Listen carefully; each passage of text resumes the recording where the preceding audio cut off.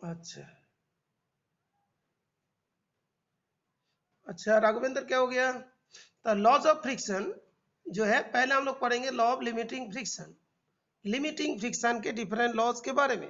Okay, तो पहला जो पॉइंट होता है लिमिटिंग फ्रिक्शन का जो लॉज है, पहला लॉ जो है depends on the nature of the surface in contact. तो laws of friction depends on, तो limiting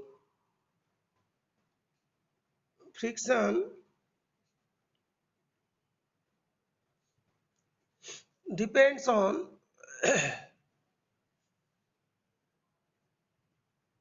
nature of the surface, surface का नेचर के ऊपर डिपेंड करता है। सेकेंड जो है limiting friction acts tangential to the surface in contact. Okay, जो लिमिटिंग फ्रिक्शन के बाद जो होगी, जो limiting friction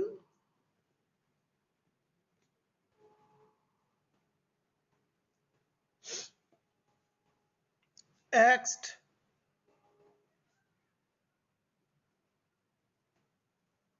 tangential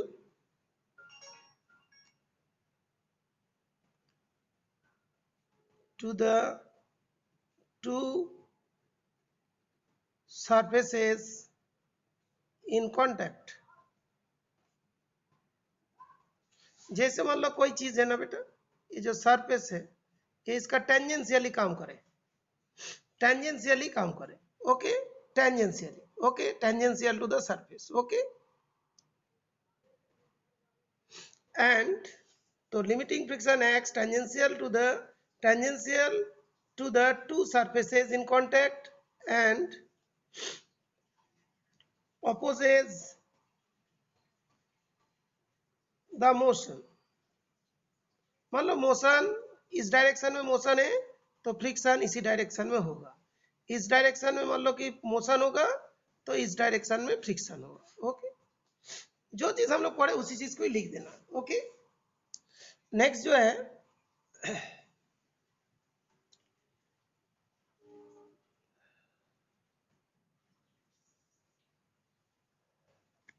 the limiting friction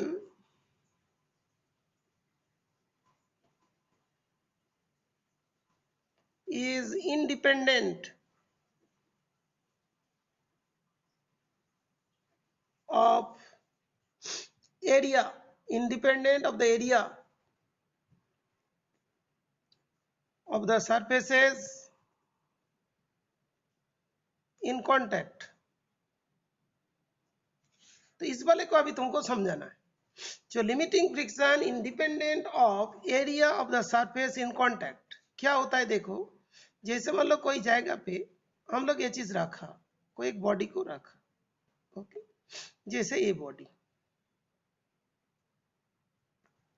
तो इस जगह पे कोई पुली टाइप का बना दिया, तो इसमें हम लोग W1 फोर्स दिया, वेट दिया, तो ये जस्ट मूव करने लगा, मूव करने लगा, तो that is the M1। M1 object था, इसको ऐसा किया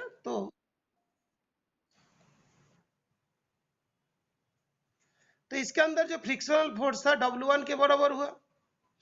दूसरे एक ऑब्जेक्ट है जो मतलब इसी जगह पे और एक काम करते हैं, M2 ऑब्जेक्ट है, वो सेम सरफेस में, वो भी मूव करना चाहते हैं, एक पुली टाइप का है, इधर से आ रहा है, यहाँ पे W2 फोर्स दिया तो M2 ऑब्जेक्ट चला गया, मूव करने लगा। अभी हम लोग क्या कर रहे हैं, दोनों ऑब्जेक्ट को साथ साथ रख रहे हैं, आपस में रख दिया और इधर पे हम चला रहे हैं। तो यहाँ पे W1 प्लस W2 रखा। ओके, तो M1 M2 ये रख दिया, तो इसी से मतलब ये मूव करने लग रहा है, जस्ट मूविंग, मतलब लिमिटिंग फ्रिक्शन। आई मान लो कि ऐसा कर देते, M1 को नीचे रख दिया, M2 को ऊपर रख दिया, उसके बाद इसको हम लोग फोर्स दे रहे हैं, तब भी देख रहे हैं कि W1 प्लस W2 वेट ही रखना पड़ रहा है। यहाँ पे तो एरिया ज्यादा था, एरिया मोर था, तब भी फ्रिक्शन नहीं है। यहाँ पे तो एरिया लेस है, तो अभी भी फ्रिक्शन इतना ही है, तो एरिया के ऊपर इंडिपेंडेंट है। Limiting friction is independent of area of surfaces in contact. बेटा इज इट क्लियर? इसके लिए कितना लग रहा है W1 प्लस W2, इसके लिए भी कितना लग रहा है W1 प्लस W2। यहाँ पे तो एरिया कम है, यहाँ पे तो एरिया ज्यादा है, दोनों सेम लग रहा है। ओके, बिकॉज जो फोर्स ऑफ फ्रिक्शन होते हैं वेट के ऊपर डिपेंड करते हैं, ना तो कोई एरिया के ऊपर डिपेंड करते हैं। ओके, ये जो है वो ये तो कांटेक्ट में रख दिया, दोनों को जोड़ दिया, ठीक है बेटा, क्लियर, ये दोनों को जोड़ दिया गया बेटा। तो ये जो है ना, ये जो फ्रिक्शन किसके ऊपर जो काम कर रहे हैं, मतलब एरिया ऑफ कांटेक्ट के ऊपर काम नहीं करते हैं, एरिया के ऊपर इसका कोई मतलब नहीं होता है कितना एरिया बढ़ा रहे हो घटा रहे हो। ओके, वो क्या होता है वेट के ऊपर काम करता है, ठीक है। तो ये जो थर्ड लॉ है, limiting friction is independent of area of surfaces in contact, most important. Okay, और एक लॉ है, ये एक्सपेरिमेंट से आ गई, और एक लॉ होता है जो लिमिटिंग फ्रिक्शन जो होते हैं, अभी देखो एरिया के ऊपर तो कौन ये हुआ, एरिया के ऊपर मतलब ये काम नहीं किया, एरिया के ऊपर इंडिपेंडेंट है, तो किसके ऊपर डिपेंड करता है, एक बात होता है किसके ऊपर डिपेंड करता है। तो नेक्स्ट टॉपिक ये होगा, लॉ होगा किसके ऊपर डिपेंड करता है। ये जानते हो इसको क्या बोलते हैं, mg, ये वेट होता है, हाँ वेट, गुड, सही है। और इसके ऊपर एक होता है नॉर्मल रिएक्शन होता है, इसके ऊपर को क्या बोलते हैं, नॉर्मल रिएक्शन। नॉर्मल रिएक्शन इसको शॉर्ट में आर ही लिख देते हैं, एनआर को हम लोग आर ही लिख देते हैं, नॉर्मल रिएक्शन को आर से डिनोट कर रहे हैं, ठीक है बेटा।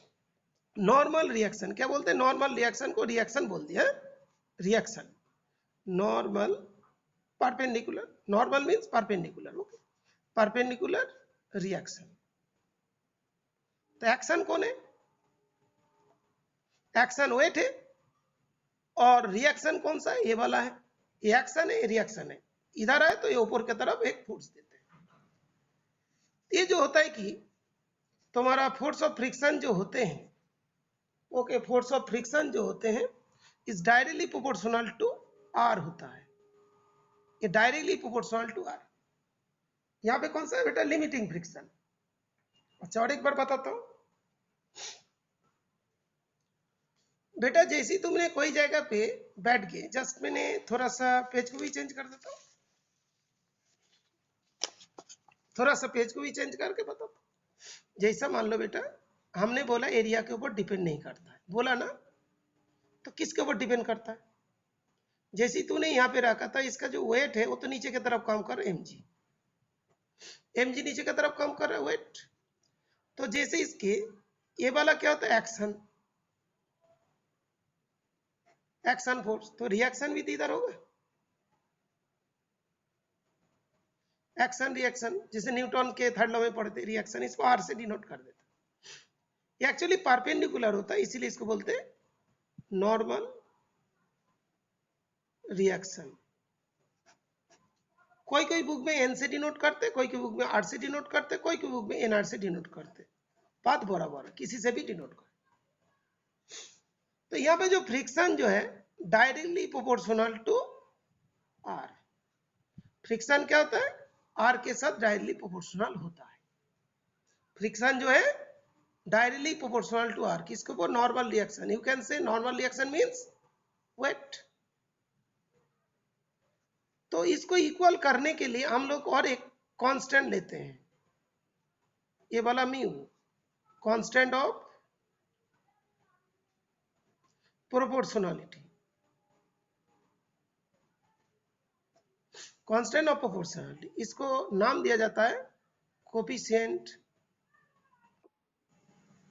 ऑफ फ्रिक्शन, इसको क्या बोलते हैं, कोफिशिएंट ऑफ फ्रिक्शन, जिसको बोलते हैं म्यू, इसको क्या बोलते हैं, म्यू, बिल्ली वाला म्यू, ओके, बिल्ली वाला म्यू यू करते हैं, तो that is mu, F equals to mu R, F equals to mu R, ठीक है बेटा, यस राघवेंद्र। तो Samriddhi, is it clear, Samriddhi, is it clear बेटा? समृद्धि,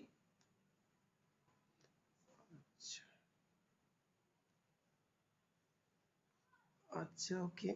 तो बेटा laws of friction, sorry laws of friction कौन सा? Limiting friction, first, second, third, fourth. Fourth वाले से हम लोग का क्या होता है? मैथमेटिकल एक्सप्रेशन हो गया। एक्सप्रेशन, मैथमेटिकल एक्सप्रेशन बन गया, तो होगा म्यू। बेटा म्यू तो डिपेंड करेगा को सरफेस के ऊपर, सबके अलग अलग म्यू का वैल्यूज होती है, तो सरफेस का म्यू दिया जाएगा। ओके बेटा, म्यू जो है, म्यू का यूनिट क्या होगा बेटा? What is the unit of mu? Mu का यूनिट क्या होगा?